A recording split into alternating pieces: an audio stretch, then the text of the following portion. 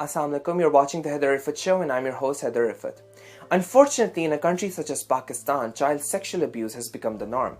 And who is to be blamed for this? Us.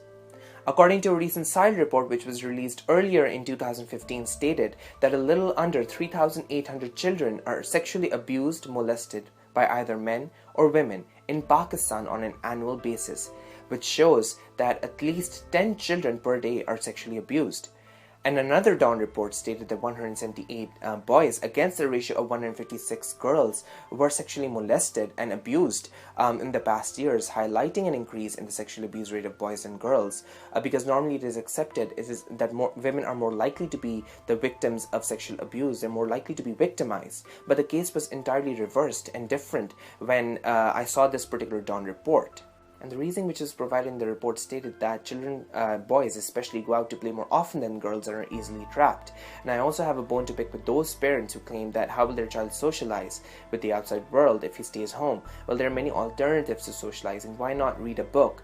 Do something more productive, reconnect with your siblings. And I think this is another important issue that really needs to be addressed by Pakistan, by the families themselves. And it's a huge problem for the society. And those who claim that it's not, they are highly ignorant. And I know many parents who work 24/7 to make ends meet. They hire domestic help and housekeepers to look after their child. But do we really want that? Do we really want an unknown person to come up and take care of your child when you're away?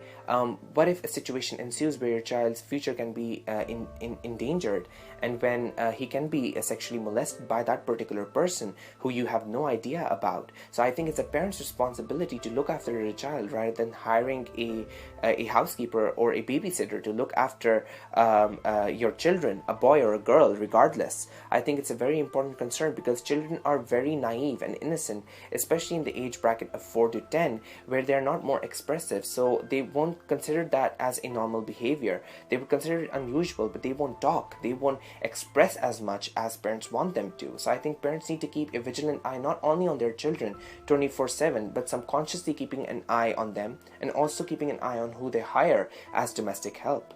Another core issue affiliated with this particular problem is same-sex child abuse.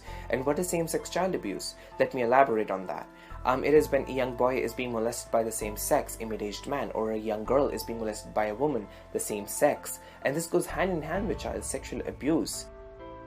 I've also heard the cases of those so-called unadulterated Qari Sahibs who gallivant off to claim that they preach the Holy Quran and the fundamentals of Islam to children, when in truth they're exploiting that very opportunity to for their own self-gain by sexually molesting children in a barricaded room. And parents are oblivious to it. They are under the wrong impression that their child is learning something new, when in truth they're being abused.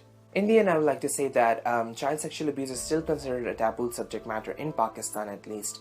And I think parents need to come up with robust solutions to this very problem by keeping an eye on their children, banding together, because it's a question of safeguarding your child's future, because many parents feel shy to discuss it with the outside world, but they need to assume that responsibility as a parent to look after their children and to really help them achieve certain goals in terms of their future and not jeopardizing their future. And I think the government of Pakistan should not come up with dormant policies. We do not need them. We need long-term policies that ensure a brighter future for the children.